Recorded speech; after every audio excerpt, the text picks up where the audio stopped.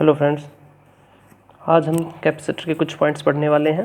जिसमें first point है reactance of capacitor, second transient and steady state conditions, behaviour of capacitor in case of DC supply, charging and discharging of capacitor in case of DC. ठीक है, तो जैसे reactance है तो reactance को detail में अपन जब एसी पढ़ेंगे उस टाइम पे पढ़ेंगे, लेकिन हल्का सा देख लेते हैं कि रिएक्टेंस क्या होता है कैपेसिटर का। तो पॉइंट फर्स्ट से स्टार्ट करते हैं, रिएक्टेंस ऑफ कैपेसिटर। एक्चुअल में रिएक्टेंस होता क्या है? Impedance of non resistive element. Non resistive element का नॉन वाला जो रेजिस्टेंस नहीं है ना, रजिस्टिव नहीं है, उन एलिमेंट्स के इम्पीडेंस को ही अपन रिएक्टेंस कहते हैं। और कैपेसिटेंस के रिएक्टेंस को अपन एक्स सी से लिखते हैं, एक्स सी। ओके, और एक्स सी की वैल्यू होती है, मैं जे टर्म को यूज नहीं करूँगा, इसको डिटेल में बाद में बात करेंगे, 1/ओमेगा सी। एक्चुअली 1/j होती है, और जे को अपन बाद में स्टडी करने वाले हैं। तो अभी आप वैल्यू याद रखें 1/ओमेगा सी, जहाँ ओमेगा होता है 2πf। तो ओमेगा की जगह लिख दो, ये एंगुलर फ्रीक्वेंसी है 2πf, और सी क्या है? उस कैपेसिटर का कैपेसिटेंस, और एफ क्या है? फ्रीक्वेंसी है, सप्लाई की फ्रीक्वेंसी। ओके, यूनिट क्या होती है रिएक्टेंस की? ओम। जैसे रेजिस्टेंस की ओम होती है, उसी तरीके से रिएक्टेंस की भी ओम होती है, और इम्पीडेंस की भी ओम होती है। तो यूनिट हो गई ओम। फ्रीक्वेंसी सप्लाई की फ्रीक्वेंसी है। मान लो कैपेसिटर को हमने डीसी सप्लाई दी है, तो वी नो दैट, हमें पता है कि डीसी सप्लाई की फ्रीक्वेंसी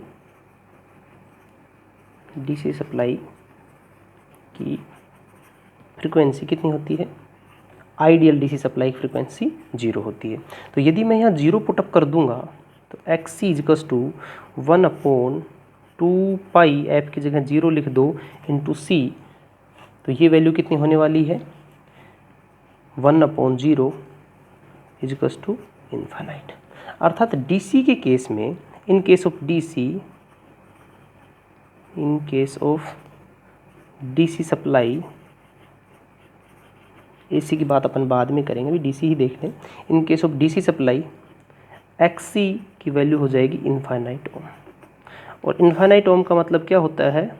ओपन सर्किट। इसका मतलब क्या होता है?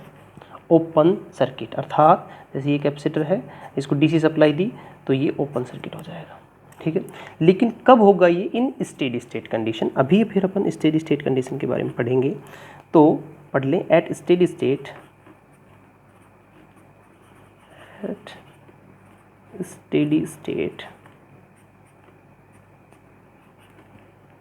स्टेडी स्टेट कंडीशन में for DC supply capacitor open circuit की तरह बिहेव करता है। ओपन सर्किट की तरह बिहेव करता है, व्यवहार करता है ना।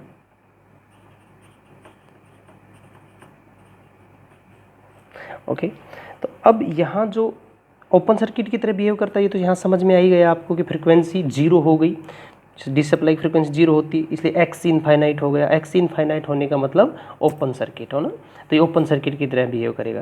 लेकिन बात क्या है, स्टेडी स्टेट का मतलब क्या है ना? ये नई टर्म मैंने यूज की है कि एट स्टेडी स्टेट। तो स्टेडी स्टेट का मतलब क्या है, तो वो समझते हैं कि स्टेडी स्टेट क्या होता है। देखो, अपने पास दो टर्म है, एक तो है ट्रांजिएंट और दूसरा है स्टेडी स्टेट। ट्रांजिएंट स्टेट और स्टेडी स्टेट को समझने के लिए आप फैन का एग्जाम्पल लें, पंखे का। जैसे ही अपन पंखे का स्विच ऑन करते हैं तो पंखा 0 स्पीड से धीरे धीरे अपनी स्पीड बढ़ाने लगता है, और कुछ एक सेकंड में, आई थिंक 2 to 3 सेकंड, अपनी फुल स्पीड पर आ जाता है, और फिर वो अपनी फिक्स एक स्पीड पर घूमता रहता है। तो जिस टाइम पीरियड में वो अपनी स्पीड को 0 से अपनी फुल स्पीड तक ले जाता है, उस टाइम को कहेंगे ट्रांजिएंट पीरियड। अर्थात उसकी ये ट्रांजिएंट स्टेट है। समझ गए क्या मतलब हुआ? 0 स्पीड से कहाँ तक गया? फुल स्पीड तक गया। इसमें जो टाइम लगा, इस जोन को अपन कहते हैं ट्रांजिएंट स्टेट। ठीक है, ये तो ट्रांजिएंट की बात होगी। और जब फिर वो फुल स्पीड में घूम रहा है, उस कंडीशन को बोलते हैं उसकी स्टेडी स्टेट कंडीशन, कि अब इस स्टेट में अपन नॉर्मली जिस स्पीड पे अपन उसको फैन को देखते हैं वो कंडीशन क्या है, स्टेडी स्टेट। तो नॉर्मली यदि अपने आप को ट्रांजिएंट के बारे में कोई पूछे नहीं तब तक अपन बात स्टेडी स्टेट की करते हैं।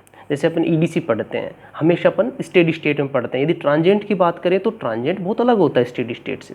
ट्रांजिएंट वो टाइम होता है कि जैसे अपने साइकिल को स्टार्ट किया है, तो साइकिल को स्टार्ट किया है मतलब जीरो से लेके और उसको फुल स्पीड तक आने में जो टाइम लगा वो तो है ट्रांजिएंट, और फुल स्पीड पे आने के बाद वो स्मूथ चल रही है, वो उसकी स्टेडी स्टेट है। तो स्टेडी स्टेट पे बिहेव बिल्कुल अलग होता है किसी भी चीज़ का, और ट्रांजिएंट टाइम में उसका अलग होता है बिल्कुल। तो इसी तरीके से कैपेसिटर के केस में जब अपन उसको सप्लाई देते हैं, डीसी सप्लाई देते हैं, तो वो चार्ज होता है डीसी सप्लाई से, ठीक है। लेकिन ये जो चार्ज होगा तो चार्जिंग के दौरान तो करंट फ्लो होगी, वो करंट फ्लो कुछ मिली सेकेंड के लिए होती है और उसके बाद वो करंट क्या हो जाती है, जीरो हो जाती है और कैपेसिटर फुल चार्ज हो जाता है, ठीक है। तो जिस टाइम पीरियड में वो करंट फ्लो हुई है वो है उसका ट्रांजिएंट पीरियड, ठीक है ना। और उसके बाद में करंट तो जीरो हो गई, कैपेसिटर फुल चार्ज हो गया, और अब ये जो कंडीशन है ना फुल चार्ज होने के बाद की, ये कहलाती है स्टेडी स्टेट। इसको बोलते हैं स्टेडी स्टेट कंडीशन, जिसमें करंट फ्लो होना जीरो हो जाएगी और कैपेसिटर फुल चार्ज हो जाएगा। तो समझ में, ये है स्टेडी स्टेट कंडीशन। और ट्रांजिएंट कंडीशन, स्विच ऑन करते ही जो थोड़ी सी देर के लिए करंट फ्लो हुई है, उस टाइम पीरियड को, जितनी देर वो करंट फ्लो हुई है, उसको बोलते हैं ट्रांजिएंट कंडीशन, है ना। तो डीसी के केस में तो अपन ट्रांजिएंट कंडीशन को एनालाइज करते हैं, स्टेडी स्टेट में तो एनालाइज करने का कुछ है ही नहीं कि भाई कैपेसिटर को आप ओपन कर दो, बस इतना सही। ट्रांजिएंट कंडीशन को एनालाइज किया जाता है, तो उसको मैं बताता हूँ कि किस तरीके से बिहेव करता है कैपेसिटर। तो कैपेसिटर के लिए एक बात जान लें, थंब रूल है बिल्कुल, है ना, अच्छे से समझ लें कि कैपेसिटर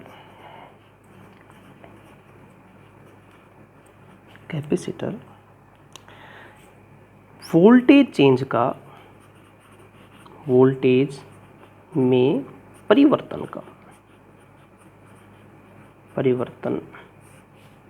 का विरोध करता है।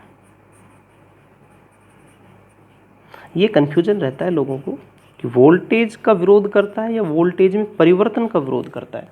कैपेसिटर वोल्टेज में परिवर्तन का विरोध करता है, वोल्टेज का विरोध नहीं करता है, वोल्टेज में परिवर्तन का विरोध करता है। किस तरीके से करता है, अभी एक एग्जांपल से समझते हैं। देखो, ये एक रजिस्टर है, इसके साथ में एक कैपेसिटर कनेक्ट है, और इस कॉम्बिनेशन को मैं डीसी सप्लाई देता हूँ। आज अपन सिर्फ डीसी सप्लाई केस में पढ़ेंगे ना, डीसी सप्लाई देता हूँ। कैपेसिटर का रेजिस्टेंस मान लो, रजिस्टर का रेजिस्टेंस 2.5 ओम है, कैपेसिटर का कैपेसिटेंस सी ही है, ठीक है।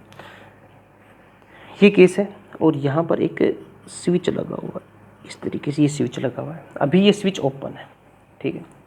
जब मैं आपसे बात कर रहा हूँ, अब मैं इस स्विच को ऑन करता हूँ और अपनी स्टॉप वॉच को ऑन करता हूँ। तो जब मैंने स्विच को क्लोज किया है उस टाइम पर मेरी स्टॉप वॉच में क्या लिखा हुआ है, 00, और अब मैं अपनी स्टॉप वॉच को ऑन करता हूँ, ठीक है। अब रनिंग हुआ है टाइम।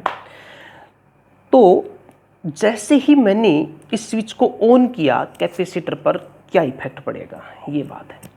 तो अभी आपको मैं पहले बता दूं, ये कैपेसिटर जो मैंने कनेक्ट किया है ये बिल्कुल नया है, दुकान से लेके ही आया हूँ। इस पर कोई चार्ज नहीं था पहले से, बिल्कुल नया कैपेसिटर, डिस्चार्ज की कंडीशन में, इनिशियल कंडीशन इसकी 0 है, तो वो कैपेसिटर मैंने इसमें कनेक्ट किया है।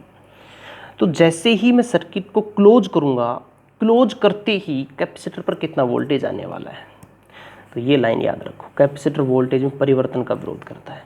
अर्थात स्विच को क्लोज करते ही कैपेसिटर पर उतना ही वोल्टेज होगा जितना सर्किट जब ओपन था। क्लोज करते ही की बात कर रहा हूँ, बाद में तो इसके ऊपर वोल्टेज आएगा, लेकिन जैसे ही स्विच को क्लोज किया है, क्लोज करते ही कितना वोल्टेज होगा, जितना इस पर पहले था। तो पहले इस पर वोल्टेज कितना था, मैंने बताया अभी, इसमें कोई चार्ज नहीं, वोल्टेज 0 है। तो स्विच क्लोज करते ही उस टाइम को बोलते हैं, स्विच क्लोज करते ही के टाइम को बोलते हैं t=0+। तो 0+ का मतलब ये है, स्विच क्लोज करते ही, जस्ट मैंने स्विच क्लोज किया और पूछ लिया कि अब बताओ, तो वो कंडीशन है t=0+। ओके, उस टाइम पर भी इस कैपेसिटर का वोल्टेज क्या होगा, Vc 0+ = Vc 0-। ये 0+ और 0- क्या टाइम है, जीरो तो इस स्विच को क्लोज किया, जीरो प्लस का मतलब क्लोज करते ही, और जीरो माइनस का मतलब क्लोज करने से जस्ट पहले का वोल्टेज, दोनों वोल्टेज बराबर होंगे क्योंकि कैपेसिटर वोल्टेज में परिवर्तन का विरोध करता है, इसलिए दोनों वोल्टेज बराबर होंगे। और वोल्टेज की वैल्यू कितनी है जो मैंने दी है, 0 वोल्ट। पहले वोल्टेज इस पर 0 था। बात समझ में आई? दोबारा से देखें, बैटरी मान लो मैं अपनी 5 वोल्ट की है, ठीक है ना। क्वेश्चन को दोबारा समझें आप। स्विच को ओपन है, जब स्विच ओपन है उस टाइम पर कैपेसिटर पर वोल्टेज 0 है।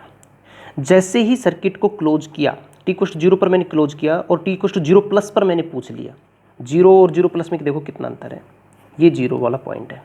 आपने यहाँ पर स्विच को ऑन किया है और आप बस इधर मुंह करके खड़े हुए हो, इस साइड में मुंह किया ही है आपने, अभी आगे चले नहीं हो, बस इस साइड में आपने मुंह किया है अपना, उसी टाइम को बोलते हैं t 0 प्लस।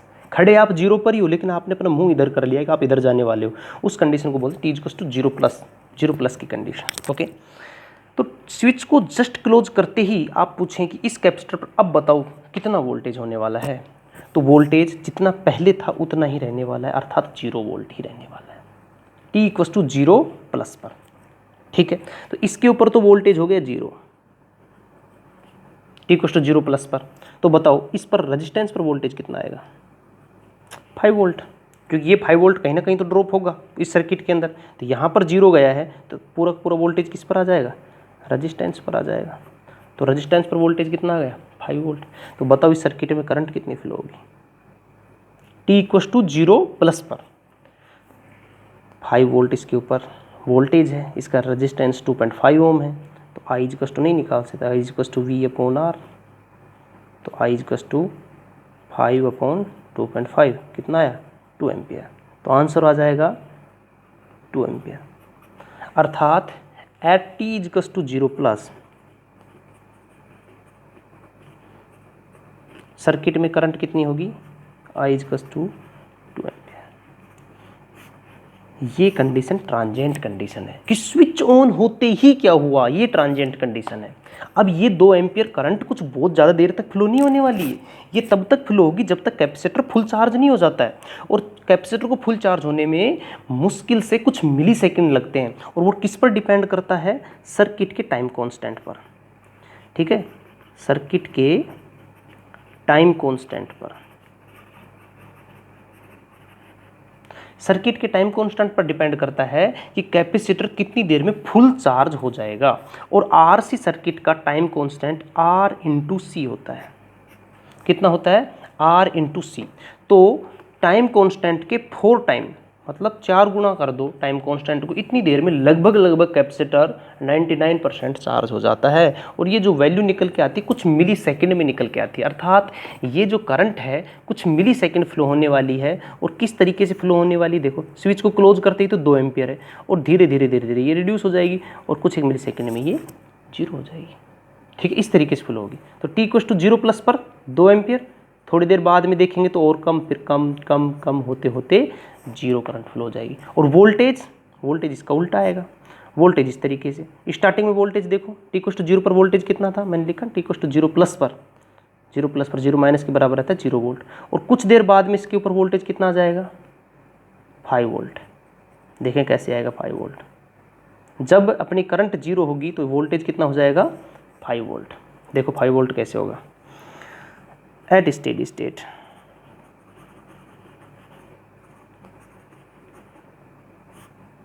स्टेडी स्टेट की कंडीशन में क्या होने वाला है, एक्स की वैल्यू इनफाइनाइट हो जाती है। एक्स की वैल्यू इनफाइनाइट होने का मतलब ओपन सर्किट हो जाएगा कैपेसिटर। ठीक है, तो ये देखो कैपेसिटर अपना ओपन सर्किट हो गया,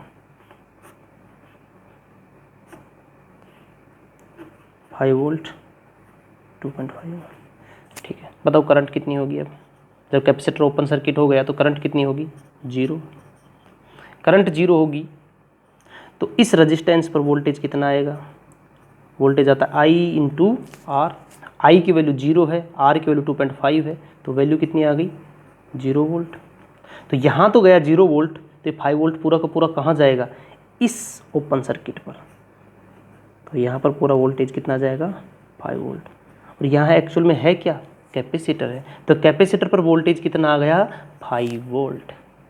ठीक है, तो स्टेडी स्टेट कंडीशन में कैपेसिटर पर वो वोल्टेज आ जाता है जो उस सर्किट में कोई भी सोर्स का वोल्टेज होता है। तो सोर्स का वोल्टेज कितना है 5 वोल्ट, तो ये पूरा का पूरा वोल्टेज किस पर आ जाएगा कैपेसिटर पर, कब स्टेडी स्टेट कंडीशन के अंदर। ठीक है, क्यों आ जाता है, क्योंकि ओपन सर्किट की तरह बिहेव करता है और पूरा का पूरा वोल्टेज यहाँ आ जाएगा। क्यों, क्योंकि करंट फ्लो 0 होगा तो रेजिस्टेंस के ऊपर वोल्टेज ड्रॉप कितना हो जाता है 0 वोल्ट। तो ये है स्टेडी स्टेट। तो जो अपन पढ़ते हैं कि जो कैपेसिटर है वो डीसी को ब्लॉक करता है, वो सही बात है, लेकिन वो स्टेडी स्टेट कंडीशन की बात करते हैं। ट्रांजिएंटली अर्थात स्विच ऑन होते ही थोड़ी सी करंट थोड़ी देर के लिए, बिल्कुल मिली सेकेंड के लिए फ्लो होती है, और उस कंडीशन को बोलते हैं ट्रांजिएंट कंडीशन। और ट्रांजिएंट का अलग से अपना एक चैप्टर चलता है सर्किट के अंदर, वो अपने को स्टडी करना है। तो इसके बाद में अपन कुछ लेक्चर के बाद में वो स्टार्ट करेंगे और इसमें इसकी डिटेल में स्टडी करेंगे। आज अपन मेन टॉपिक है अपना charging and discharging of capacitor. ठीक है, तो हल्का सा इसको एक बार डिस्कस कर लेते हैं और उसके बाद चार्जिंग एंड डिस्चार्जिंग स्टार्ट करते हैं। ओके, देखिए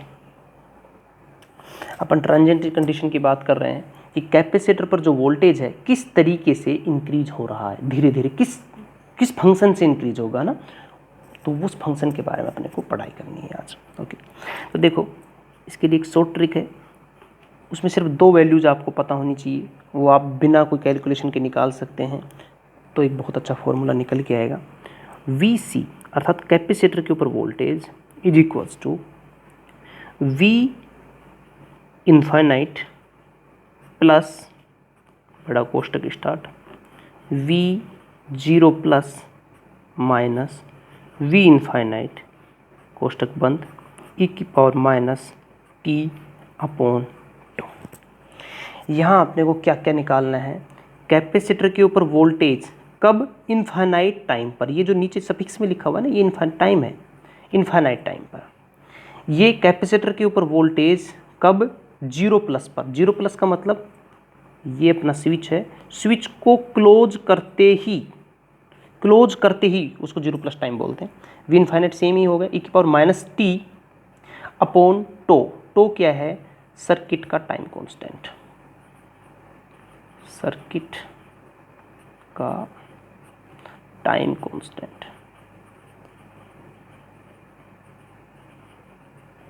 ये सर्किट का टाइम कांस्टेंट है। ठीक है, तो तीनों चीज़ों को निकालना सीखें। पहले देखते हैं वी इनफाइनाइट, अर्थात इनफाइनाइट टाइम के बाद, इनफाइनाइट टाइम का मतलब क्या हो गया, स्टेडी स्टेट कंडीशन आ गई। ट्रांजिएंट कंडीशन पहले आती है, फिर स्टेडी स्टेट कंडीशन आती है। तो स्विच क्लोज हुआ, क्लोज होने के कुछ सेकंड तक तो ट्रांजिएंट रहेगी, उसके बाद में स्टेडी स्टेट स्टार्ट हो जाती है। तो मैं तो बात इनफाइनाइट टाइम की कर रहा हूँ, इनफाइनाइट बहुत देर बाद, 5, 10, 20, 30, 50 घंटे बाद की बात कर रहा हूँ, तो 100% उस टाइम तो स्टेडी स्टेट ही होगी।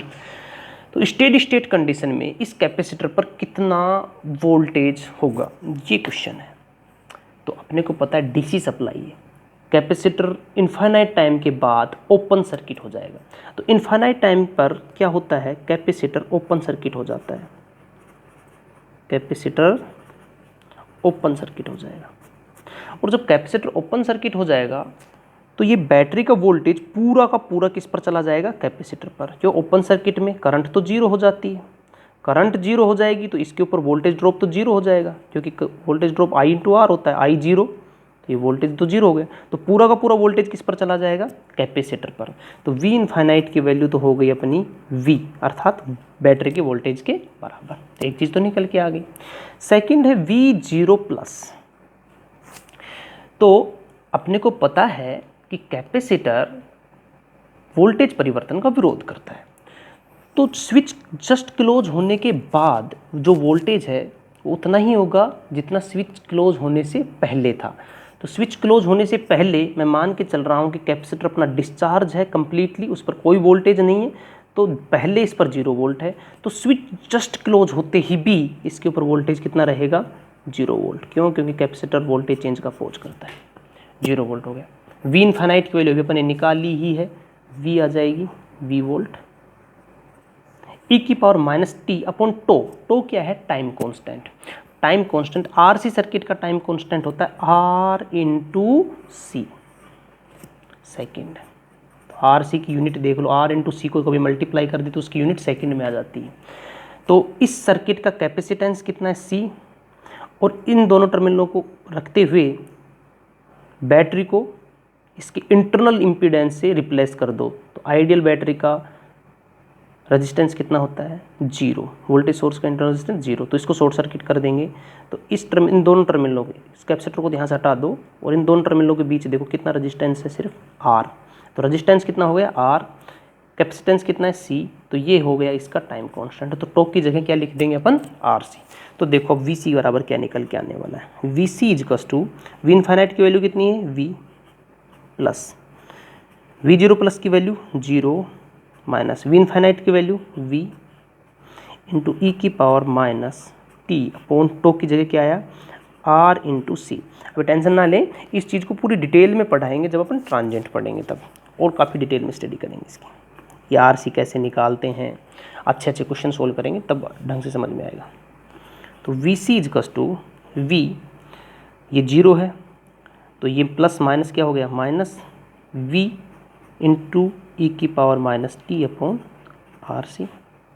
वी कॉमन आ गया तो यहाँ क्या बचा, वन माइनस इसका वी बाहर चला गया, ई की power minus t upon are C. तो ये आया अपना वी सी। इस तरीके से अपना वोल्टेज परिवर्तन होगा। और इसका यदि मैं कर्व बनाऊं तो देखो वी सी टी के बीच में कर्व बनाना है। तो ये कैसे आने वाला है, देखो स्टार्टिंग में वोल्टेज कितना है, यहाँ से देखो टी इजकस टू जीरो पर, तो यहाँ t equals to zero put up करो। तो किसी की भी पावर जीरो होती है तो उसकी वैल्यू हो जाती है वन। कोई भी संख्या एक्स, उसकी घात जीरो लगा दो तो उसकी वैल्यू हो जाती है वन। तो ई की घात टी की वैल्यू जीरो रखते ही जीरो हो गया कंप्लीट। तो ई की पावर जीरो, तो वैल्यू कितनी बन गई, one. One minus one zero, V into zero करेंगे तो जीरो। तो टी इक्वस टू जीरो पर वोल्टेज भी कितना रहेगा, जीरो। जैसे जैसे वोल्टेज बढ़ेगा, जैसे जैसे बढ़ेगा तो टी इक्वस टू इनफाइनाइट पर बात करें तो ई की पावर माइनस इनफाइनाइट, तो किसी भी संख्या की पावर माइनस इनफाइनाइट कर दो, एक्स की पावर माइनस इनफाइनाइट, किसी भी संख्या की घात माइनस इनफाइनाइट लगा देंगे तो वैल्यू आ जाएगी जीरो। तो ई की पावर माइनस इनफाइनाइट कर देंगे तो जीरो, तो वन माइनस जीरो अर्थात वन। तो we C equals to V into one करेंगे तो वी। तो इनफाइनाइट टाइम पर वी सी की वैल्यू कितनी हो गई, वी। या इनफाइनाइट टाइम का मतलब कुछ घंटे लगा लो। तो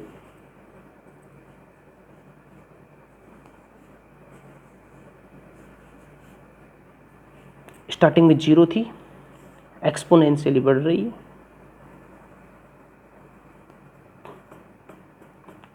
इस तरीके से ये कर्व निकल के आएगा। ओके, तो ये है अपना वोल्टेज का curve, voltage on capacitor. Starting में वोल्टेज जीरो था, थोड़ी देर में बढ़ते बढ़ते बढ़ते वी तक पहुंच गया। ये जो वैल्यू है लगभग जब ये वी पर पहुंचा है तो ये 4 इंटू टो क्या है, टाइम कांस्टेंट पर लगभग ये अपनी स्टेडी स्टेट को अचीव कर लेता है।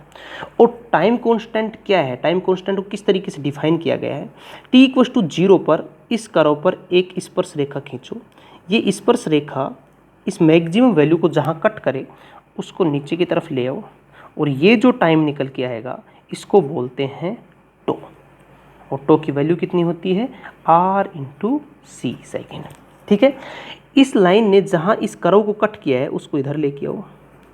तो ये जब 63% चार्ज हो जाए, अपने मैक्सिमम वैल्यू का लगभग 63%, ये कुछ पॉइंटों में आता है 63.7 आता है, 63% जब ये चार्ज हो जाए कैपेसिटर, उस टाइम को बोलते हैं time constant of the circuit.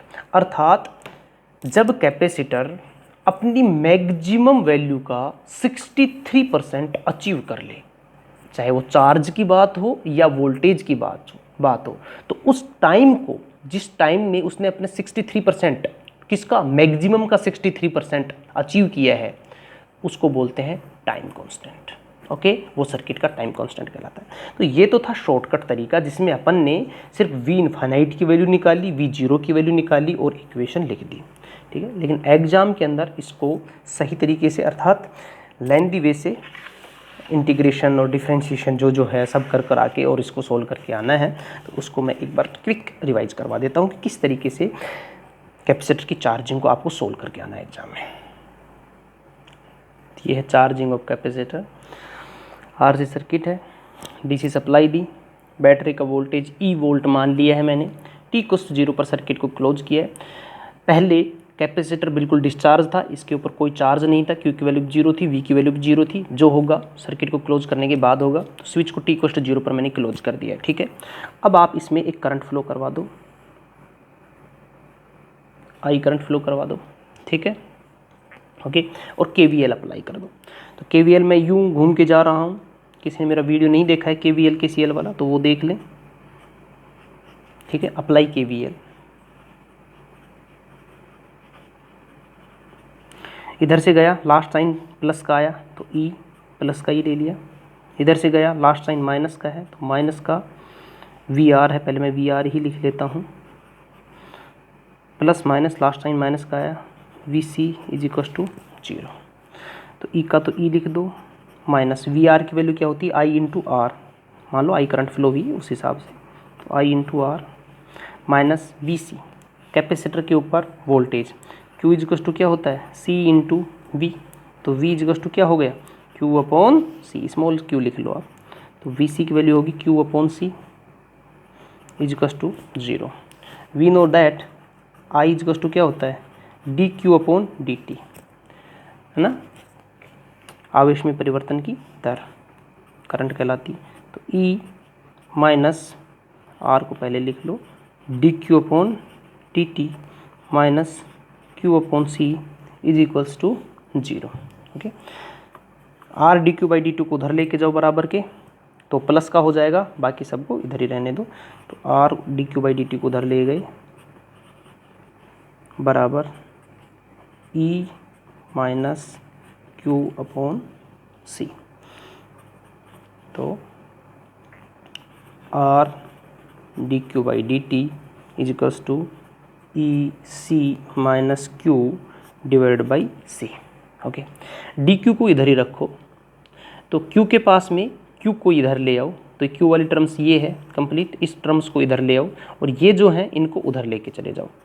तो ई सी माइनस क्यू यहाँ ऊपर है तो यहाँ इधर आएगी तो भाग में आ जाएगी, तो 1 अपॉन ई सी माइनस क्यू और डी क्यू को अपने को इधर ही रखना है, तो डी क्यू के रेस्पेक्ट में इसको करना है बराबर। आर यहाँ ऊपर है तो इधर नीचे आ जाएगा, तो पहले से सी तो था ही, आर और आ गया, डी टी भाग में है तो इधर गुणा में आ जाएगा, ठीक है। दोनों साइड को इंटीग्रेट कर दो, ये डी क्यू के रेस्पेक्ट में इंटीग्रेट कर रहे हैं अर्थात चार्ज के रेस्पेक्ट में इंटीग्रेट कर रहे हैं, इसको टाइम के रेस्पेक्ट में इंटीग्रेट कर रहे हैं। तो जब टाइम है 0 तो उस टाइम पर कैपेसिटर पर चार्ज कितना है 0। किसी पॉइंट पर टाइम हो गया t, तो उस टाइम पर मान लो कैपेसिटर पर चार्ज आ गया q, तो लिमिट होगी इसकी तो 0 टू q और इसकी होगी 0 to t। 1 upon x into d x का, किसी को यदि integration 1 upon x into d x का याद हो तो ये होता है ln x, ठीक है। तो उसी तरीके से जब मैं इसको इंटीग्रेट करूँगा तो इसकी वैल्यू आ जाएगी ln ई सी माइनस क्यू, और इसी माइनस क्यू को वापस करेंगे तो डिवाइड बाई क्या हो जाता है -1, तो माइनस को मैंने आगे लिख दिया और लिमिट लगा दी 0 टू क्यू। यहाँ 1 upon are C D T के रेस्पेक्ट में करेंगे तो 1 अपॉन आर सी कॉन्स्टेंट हो गया और 1 का हो जाएगा टी, तो वैल्यू आ गई टी अपॉन आर सी और लिमिट लगा दी सेम 0 टू टी, ओके। इसके अंदर जब लिमिट पुट करेंगे तो ये वैल्यू हो जाएगी -ln ई सी, क्यू की जगह क्यू पुटअप करोगे तो वही क्यू रह जाएगा, ओके। इसको बाहर रहने दो, माइनस, इस माइनस को मैंने बाहर रखा, अपर लिमिट लिखते हैं तो अपर लिमिट लगा दी, उसके बाद में लोअर लिमिट के बाद में पहले माइनस और फिर लोअर लिमिट लगाई जाती है। तो क्यू की जगह 0 रखेंगे तो ln ई सी बचेगा, ओनली ln ई सी कोष्टक बंद इजिकल्स टू टी की वैल्यू जब टी रखेंगे अपर लिमिट रखेंगे तो टी, और जब लोअर लिमिट रखेंगे तो यहाँ 0, तो लोअर लिमिट में तो 0 हो जाएगा, तो क्या बचा सिर्फ T upon are C. Minus sign यहाँ से हटाने के लिए दोनों साइड को माइनस से गुणा कर दो, तो इधर तो ये प्लस का हो गया और ये अंदर देखो ln a माइनस बी, तो ln a अपॉन बी हो जाता है। तो ये हो गया ln EC minus Q upon EC। दोनों साइड को जब माइनस से गुणा किया तो ये तो माइनस माइनस प्लस हो गया, और इधर कितना आ गया minus, minus t upon RC। अब और आगे सोल्व करने के लिए दोनों का बेस ई ले लो। दोनों का बेस ई लेंगे तो इसका तो ई ln को काट देगा और ये संख्या ई की पावर में आ जाएगी। तो बन गया EC minus Q upon EC is equals to e की power minus t upon RC। Okay, आगे सोल्व करते हैं। देखिए EC minus Q is equals to, EC को इधर मल्टीप्लाई कर दिया जो बटे में था, ई की power minus t upon RC।